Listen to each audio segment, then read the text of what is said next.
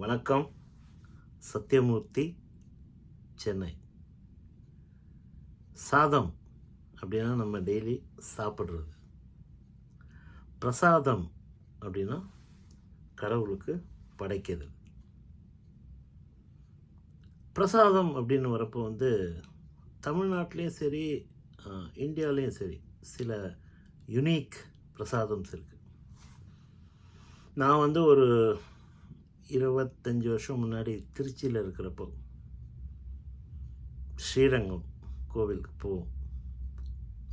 அந்த புளியோதரையும் மிளகு வடையும் அம்சமாக இருக்கும். அப்படியே டைவர்ட் பண்ணிட்டு திருவானைக்காவல், சக்கரை பொங்கல், தயிர் சாதம் அருமையாக இருக்கும். ஸோ வீக்கெண்ட் ஆனால் பைக் எடுத்துகிட்டு நேராக காத்தால திருவானைக்காவல் பிரேக்ஃபாஸ்ட், மத்தியானம் ஸ்ரீரங்கம் லஞ்ச். அவ்வளோ ஒரு அருமையாக இருக்கும், ரொம்ப அம்சமாக இருக்கும். அதே மாதிரி நிறையா கோவிலில், அதாவது ஒரு கோவிலுக்கு ஒரு யுனிக் பிரசாதம் இருக்கிறது ஒரு நல்ல ஒரு டச் நம்ம ஊரில். ஃபார் எக்ஸாம்பிள், சபரிமலை போனால் அரவணா, அது ஒரு யுனிக். இந்த சிங்கபெருமாள் கோயில் சென்னை பக்கத்தில் இருக்குது. நிறையா வைஷ்ணவ தலங்கள் இருக்கும். இந்த தோசையில் மிளகாப்பொடி அப்படியே தடவி ஊற வச்சு அப்படியே கொடுப்பாங்க. ரொம்ப ரொம்ப டேஸ்டியாக இருக்கும். அது ஒரு பிரசாதம். அதே மாதிரி லட்டு எங்கே? திருப்பதி போகிறவங்க யாருமே லட்டு இல்லாமல் வரவே மாட்டாங்க. அதாவது லட்டு ஒரு காலத்தில் டிமாண்ட். இன்ஃப்ளூயன்ஸை யூஸ் பண்ணி வாங்கணும் லட்டு.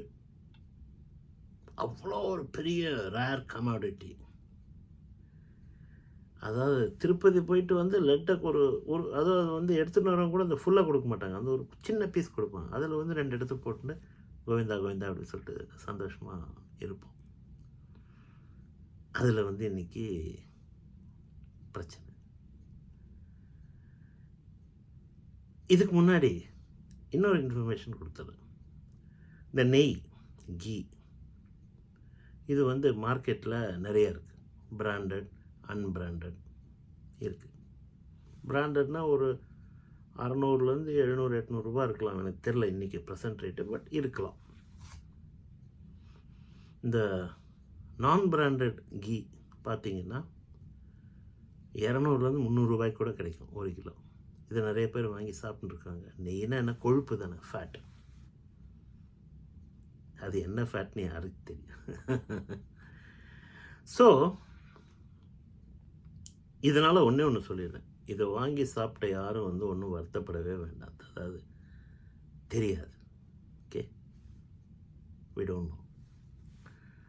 ஆனால் இது நடந்தது ஒரு அக்கிரமம், அநியாயம்.